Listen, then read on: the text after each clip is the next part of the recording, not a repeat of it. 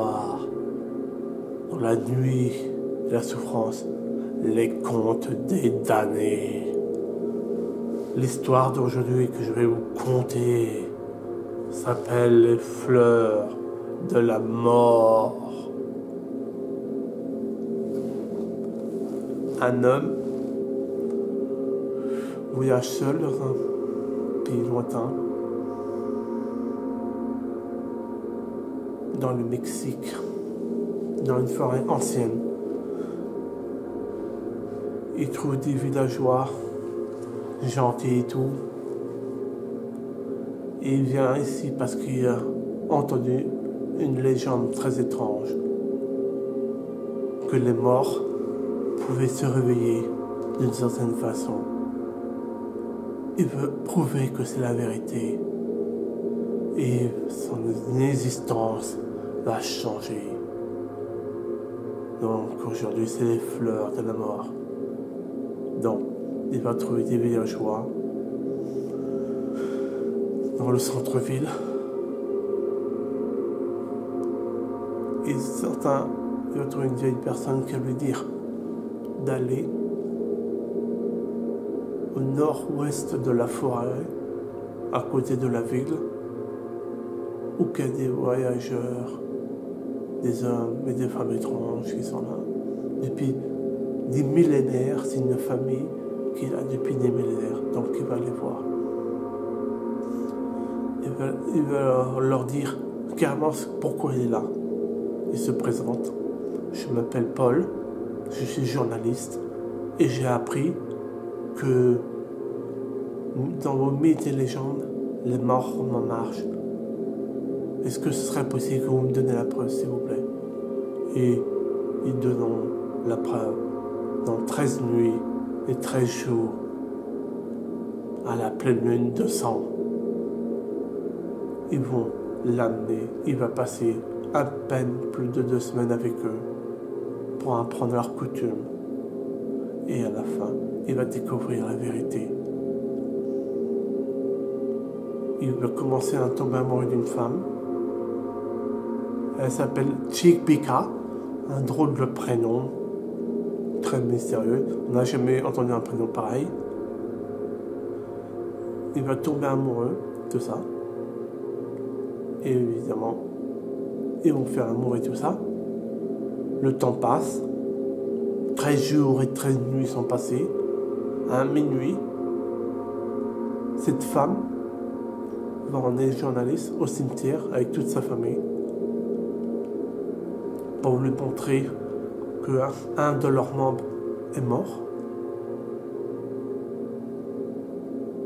Et à côté, ils ont sorti déterrer une tombe du premier membre de leur famille qui est dans cette région, qui est mort depuis des milliers d'années. Et quand la nuit est complètement réveillée et que la pleine lune de sang est complète, ils ont ouvert la tombe et déshabillé le cadavre, moitié décomposé, mais il est conservé. C'est incroyable. Comment ça se fait, on ne sait pas.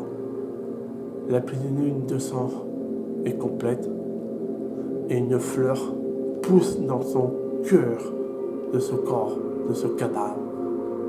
Et ils vont prendre la fleur et l'enlever. Ils ont un chaudron à côté, ils ont de l'eau bouillante, ils vont broyer la fleur et la mettre dans l'eau bouillante. Ils vont mélanger. Et j'ai entendu 13 minutes et 13 secondes. Le chiffre 13, c'est mystérieux. Donc, la consomption est prête. Et le dernier membre de leur famille qui est mort a été déterré. Il est tout décomposé. Mais il est mort il n'y a pas longtemps. Il y a des asticots dedans. Il y a des bouts de chair décomposés qui sont enlevés, tout ça. Et ils prennent une seringue, une grosse seringue. Ils prennent l'eau bouillantée dans la seringue. Ils vont l'ancien qui fait cette cérémonie, cette contation mystérieuse, prend la seringue et la remplit et va s'approcher du cadavre tout décomposé avec plein d'asticots et va mettre le produit directement dans le cœur. Voilà. Plusieurs minutes passent. La minute passe, tout le monde parle plus, il n'y a plus aucun bruit mystérieux. Mais qu'est-ce que c'est que ça? Le journaliste s'approche pour savoir ce que c'est. Et d'un seul coup, deux hommes forts, deux frères, bloquent le journaliste, il peut plus. Il peut plus s'évader. Comment il va faire? Qu'est-ce qui se passe? Mais qu'est-ce qui vous prend? Je veux juste avoir la vérité. Tu vas voir la vérité, mais tu es obligé de mourir. Mais vous êtes fou. Le journaliste, il se met à crier. Mais laissez-moi tranquille. Mais qu'est-ce qui se passe? Et d'un seul coup, le cas tout décomposé avec plein de psychos se réveille et se met à crier. Ah! À crier très fort, à crier très fort. Personne ne les entend de là où ils sont, que c'est un cimetière ancien. C'est là qu'ils enterrent la famille depuis des millénaires. Donc le cadavre se met à crier. Les deux hommes approchent le journaliste de force. Il est affreux, il est panique. Et le cadavre sort de sa tombe. Il se lève. Et il va lui bouffer la cervelle au journaliste. Il va lui arracher la cervelle. Avec autant de violence et de terreur que le sang va gicler de partout. Et l'homme, il comprend pour savoir la vérité de cette mythe des légendes, il faut mourir. Donc le cadavre va dévorer ce journaliste entièrement. Il va dévorer toute sa chair. Et d'un seul coup, le cadavre redevient à peu près vivant. Les asticots tombent par terre, disparaissent, la chair se reforme,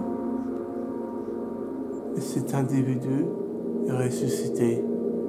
Et le journaliste est entièrement dévoré, complètement dévoré, toute sa chair dévorée par ce cadavre ressuscité. Et il reste que des os. C'est horrible. Et ils vont brûler les os, les broyer et les foutre en poudre. Et avec cette poudre, ils vont récupérer toutes les cendres et ils vont mettre éparpillés dans toute la première tombe du premier membre de leur famille qui est mort depuis des millénaires, et ils enterrent cette tombe. C'est de cette façon-là qu'ils doivent ressusciter leurs membres. Entre la mort et la vie. La mort a plus de frontières. Cet épisode, c'était le fleur de la mort. Dans les contes des damnés. À bientôt.